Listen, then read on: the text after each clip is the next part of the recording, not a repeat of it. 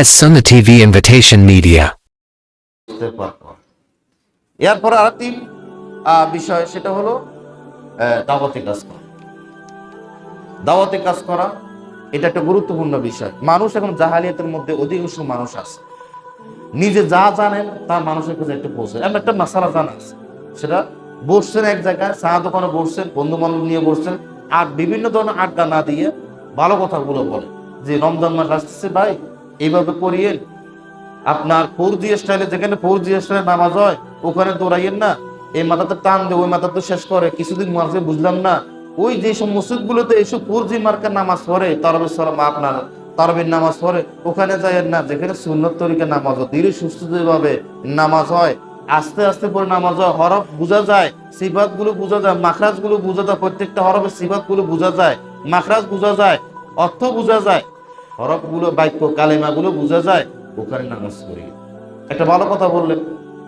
আপনার যেখানে আপনার এই যে অধিকাংশ মসজিদগুলোতে এই রমজান মাসে শুরু করে দেয় না, আপনার শুরু করে দেয় সূরা ফাতিহা, আলহামদুলিল্লাহ বিল আলামিন আর রহমানির রহিম মালিকিল ইয়াউমিদ্দিন ইয়াকা না'বুদু ওয়া ইয়াকা নাস্তাইন, হে দলিনা, শেষ।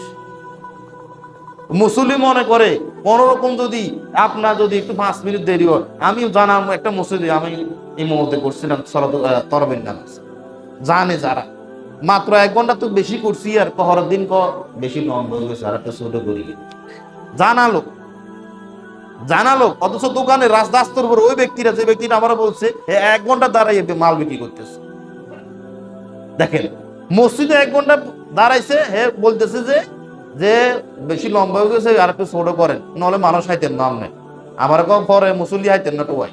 ওই হে বাজারে 1 ঘন্টা 1.5 ঘন্টা তারও বেশি দাঁড়িয়ে মাল বিক্রি করতেছে, তার সমস্যা হয় না। কিয়াম মানে কি? দাঁড়িয়ে থাকা। আপনার রমজান মাসে আপনার 20 রাকাত পড়ছেন, আপনার 1 ঘন্টা, তো যারা 8 রাকাত পরে 1 ঘন্টা, তার কাঠটা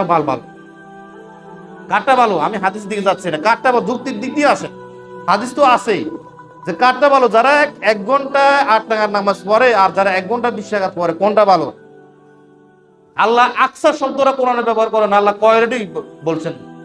আহসান বলছেন, আল্লাহ আকসার শব্দটা ব্যবহার করেন নাই।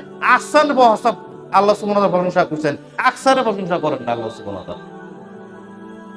আল্লাহ কয়টি দেখবেন, নবী সাল্লাল্লাহু আলাইহি ওয়াসাল্লাম পা পুড়িয়ে ফেলতেন দাঁড়াতে। আর অথচ আপনাদের না সালাত আপনার 1 ঘন্টা হয়, 20 রাকাত 1 ঘন্টা হয় না। আশ্চর্য বিষয়, 20 রাকাত নামাজ অথচ 1 ঘন্টা হয় না, আধা ঘন্টা শেষ করে ফেলে।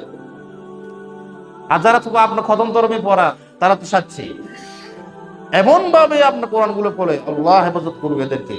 জানেন এই মসজিদ গুলোতে, এই ডাকাত গুলোতে বসাই রাখছে, যারা সব আপনার সভাপতি যোগ্য না, সেক্রেটারি যোগ্য না, যারা বুঝেই নাই ইসলাম কি, তাদেরকে সভাপতি সেক্রেটারির দায়িত্ব নিয়ে বসে আছে। আর তারা এই হুজুর চালাচ্ছে, হুজুর একটু লম্বা হয়েছে, হুজুর দমক দিচ্ছে, হুজুর বেশি লম্বা করিয়ে না, চাই না, আবার বেশি লম্বা করলে আমরা ঘরে বসে চাকরি হাইতেন নাই। এই অবস্থা হয়ে গেছে।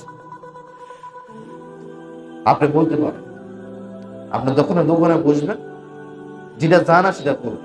এই যে নাওয়াই তুয়ান আসুমা কথা, যে নিয়মটা নগদে মিথ্যা, একটা হলো নগদে মিথ্যা, আরটা হলো সময়ের সাথে এটার অর্থের কোনো মিল নেই, বাংলার সাথে আরবির কোনো মিল নেই।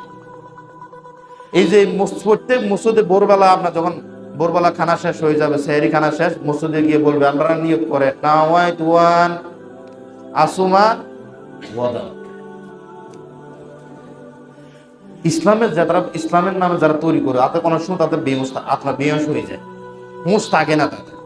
দেখেন, নাওয়াই তুয়ান আমি নিয়ত করছি, আসুমা রোজার, এরপর গদান শব্দটা হলো আগামীকাল, রোজা রাখতেছে আজকে, আগামীকালে নিয়ত করতেছে, কত বেকুব সান।